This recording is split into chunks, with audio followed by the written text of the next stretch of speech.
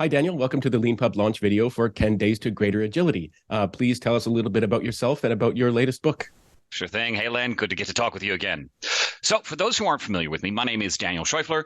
I am a Christian husband, father of five, and recently getting to play the author part.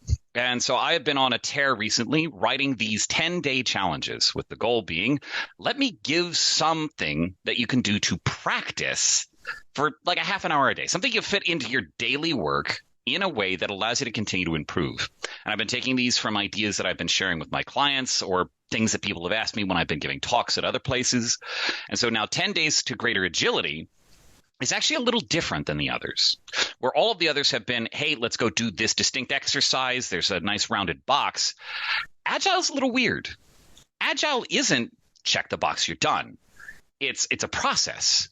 But the best way I've heard it phrased is that it is a mindset. It's a way of thinking, a set of values and a way of looking at the world and solving your problems. But how do you practice thinking?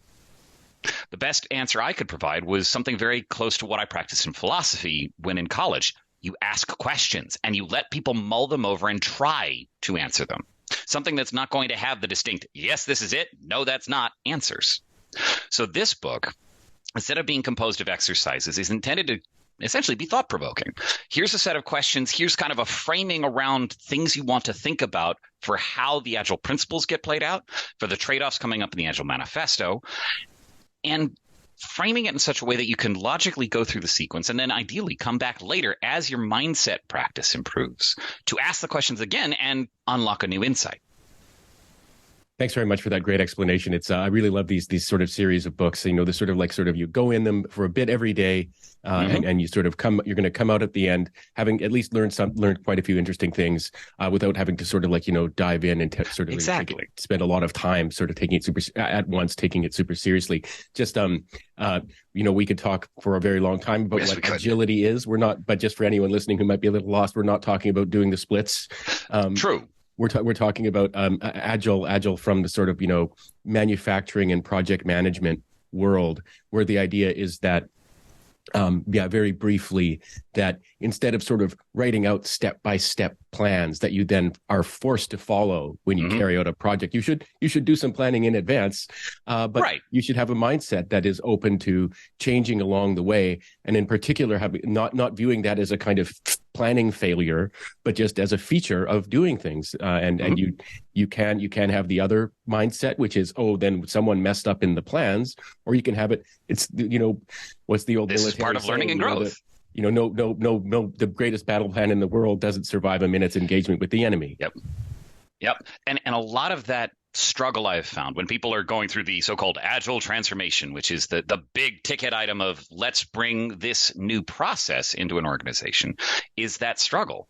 Wait, we were so used to having to plan everything out. You're telling me I don't have to plan anymore? Well, no, that's not quite it. Oh, so you're saying I have to do it like this? Well, no, that's not quite it. And it's always these little you're doing it wrong moments that are frustrating beyond belief when people hear them. And the reason why that's the best answer most people come to is because fundamentally, it's not just about what you're doing, but why you're doing it that way. A lot of Agile was informed by this thing called the Agile Manifesto, written up by a whole bunch of way smarter people than I am. They came together and basically compared notes. What has been working consistently across all these projects? What are the principles that underlie them? And so you'll get trade-offs like individuals and interactions favored over processes and tools. And it's these set of decision-making rules that help you weigh the choices of what you're going to build in to have the organization build it. Because it's not just process that builds code. It's people.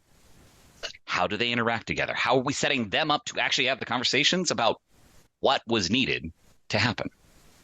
Speaking of the Agile Manifesto, if you're interested in, and people, if you're interested in hearing more about that story, we've actually had Brian Merrick, who was one of the original signers of the Agile Manifesto, on the podcast. We've got a podcast called Front Matter years ago. So if you're interested in hearing a little bit of firsthand account of how that all came out, go there. But before you go there, you should go buy 10 Days to Greater Agility. Check it out. It's a really good book. And we're always really excited to have a new launch video as well. So thank you very much, Daniel, for doing this today. Thank you, Len. Always happy to share. Thanks.